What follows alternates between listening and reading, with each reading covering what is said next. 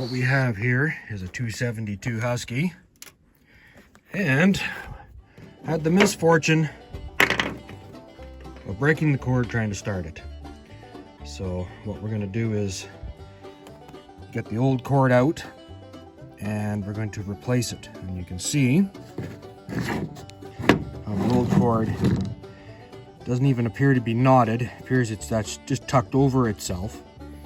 But we're going to get that old cord out and then put the new one in and put some tension on it and then put it back on the saw.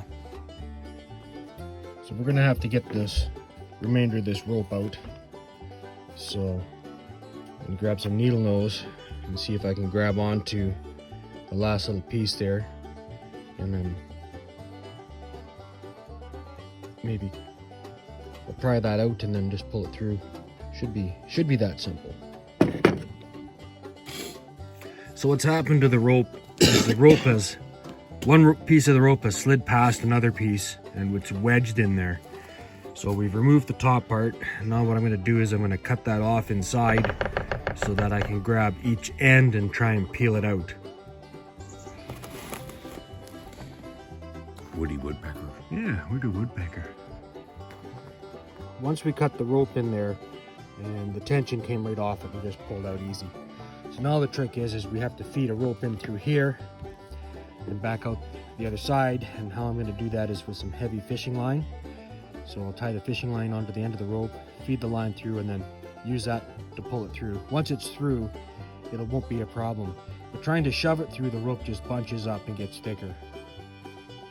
So using the fishing line was magnificent. It just pulled through like nothing. So now we've got that pulled through and cut off to the length we want. We're going to melt the end on it and we're going to do the wrap around and tuck like it was in the beginning. And then we're going to load up the spring. What we're going to do is we're going to wrap our rope in first, and then we're going to tuck up the end like this. And then we're going to give it a couple more winds so it has some extra tension to make sure that the rope gets fully retracted.